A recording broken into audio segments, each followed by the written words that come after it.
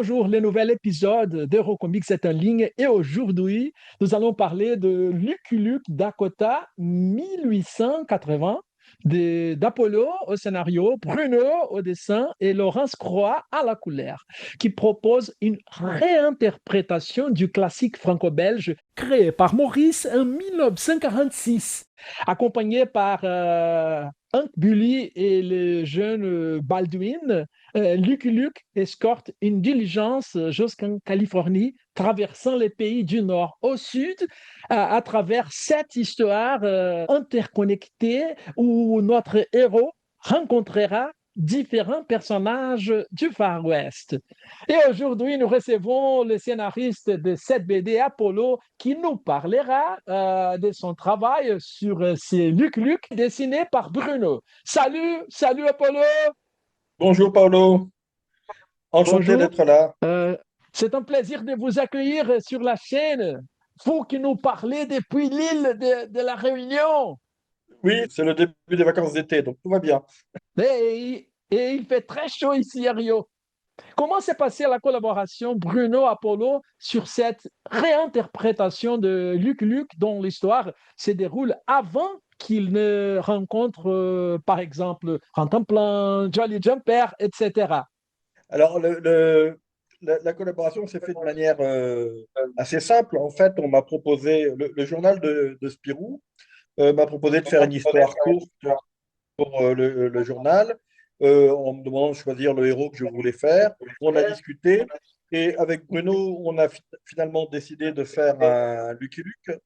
Mais on voulait faire un Lucky Luke à notre manière. On a fait plusieurs albums ensemble, Bruno et moi, et on voulait faire un Lucky Luke qui soit non pas un pastiche, une imitation de ce qui a déjà été fait avec génie par Maurice et Goscinny, mais faire un Lucky Luke revisité, réinterprété par nous.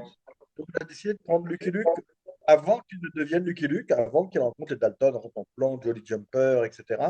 C'est-à-dire le Lucky Luke qui va devenir un héros mythologique, pour ainsi dire, dans sa jeunesse, et on le voit traverser les États-Unis, et on est à l'orée du mythe du héros, et on l'a fait fonctionner comme ça, là, à ce moment-là. Donc vous avez écrit le scénario de cette histoire extraordinaire des Luc Luc avec une vision personnelle des auteurs, un véritable hommage au héros qui tire plus vite que son ombre. Aimeriez-vous participer à la production d'un album de la collection classique régulière de la série? Non, oui, mais non. Nous, ce qu'on voulait, c'était vraiment, ce qui nous intéressait, c'était de faire ce travail sur vraiment la réinterprétation. On manipule le personnage, on le tire vers nous et on en fait vraiment notre lecture personnelle. Reprendre le personnage, la série mainstream, enfin vraiment le courant général de la série. D'abord, il y a des gens qui le font, c'est Jules et HD. Euh, et je crois que ça m'aurait moins intéressé. Moi, ce qui m'intéressait, c'était d'en faire une lecture personnelle et de ne pas être contraint par l'idée d'être complètement fidèle, d'essayer de rentrer dans les chaussures de Maurice, etc., etc. C'est quelque chose qu'on n'aurait pas su faire. C'est parce qu'on nous donnait la possibilité d'en faire ce qu'on veut, d'en faire quelque chose de personnel. Il y a beaucoup d'hommages très précis à plein d'albums de Lucky Luke. Et en même temps, il y a des choses qui s'en éloignent. C'est vraiment une variation sur Lucky Luke.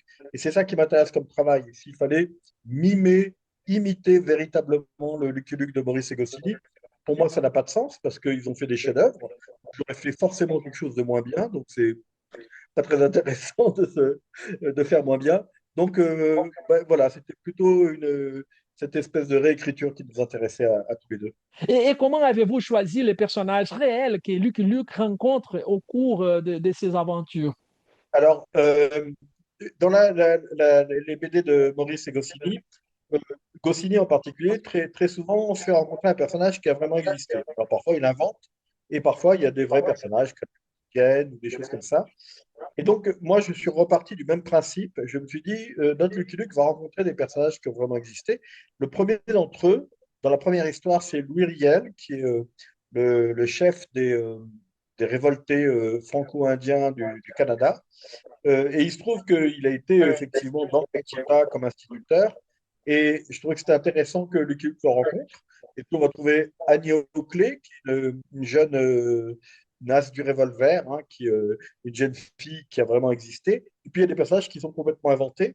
Notre idée, c'était vraiment d'imbriquer les deux, qu'on ait des personnages réels et des personnages totalement inventés, que parfois on ne sache pas très bien ce qui relève de la réalité et ce qui relève de la fiction, et de jouer comme ça sur cette entre-là de fiction et de réalité pendant tout le récit. Et les personnages qu'on a choisis, c'est souvent des personnages, que ce soit des personnages de fiction ou de réalité, des personnages qui sont un peu oubliés western, ou qui l'ont été pendant longtemps, c'est-à-dire des Indiens, des Noirs, des femmes qui ont participé à la conquête de l'Ouest, mais que le cinéma américain a parfois mis de côté ou oublié ou invisibilisé.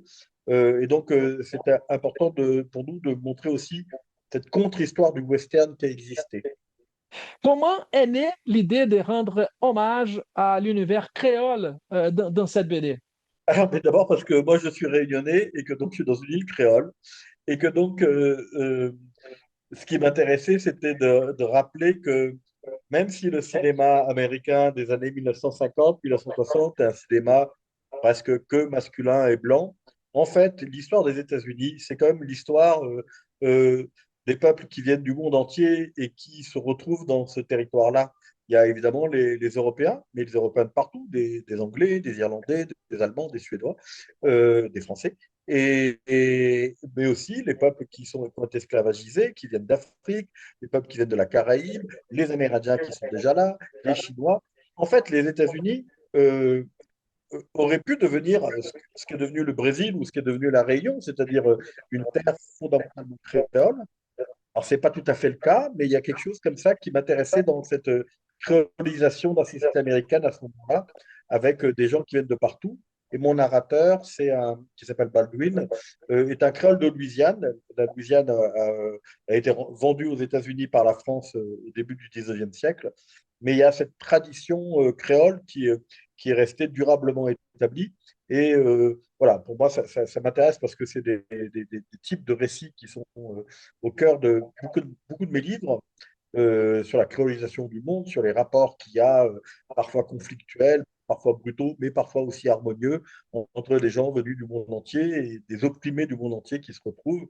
Et donc, enfin, je pense que pour les Brésiliens, je crois que c'est très, très clair, quoi, que je suppose que vous comprenez bien ce que je veux dire, parce que je pense que l'histoire du Brésil, c'est pas la même histoire que celle de la Réunion, mais il y a quelque chose quand même de commun, quoi, l'arrivée des Européens, des Africains, des gens qui viennent d'Asie, etc. Et les États-Unis aussi ont cette histoire-là. Et donc ça m'intéressait de le raconter avec Lucky Luke. Peut-on espérer un nouvel album de Luc Luc par les duos Bruno, Apollo? Ah, je sais pas, hein, c'était vraiment très chouette, très agréable, très sympathique à faire. Est-ce qu'on en fera un deuxième? Là, aujourd'hui, je dirais non, parce que on a d'autres albums à faire personnels. Après, si une idée géniale arrivait, ça serait dommage de s'en priver. Mais pour le moment, je dirais que non. Je pense qu'on a nos propres livres à faire sur d'autres histoires. Il y a d'autres gens qui reprennent Lucky Luke, il y a d'autres gens qui vont faire des hommages. Donc, voilà, on nous a prêté les clés de la voiture de sport. On allait faire un tour en ville avec. On revient, on rend la voiture de sport, on rend les clés, et puis on repart avec nos petites bagnoles faire nos propres histoires. Merci, merci beaucoup de nous avoir accordé cet entretien et à la prochaine, Apollo. Félicitations pour votre album en collaboration avec Bruno qui est superbe. Merci beaucoup. Ok, merci beaucoup, au revoir. Muito obrigado.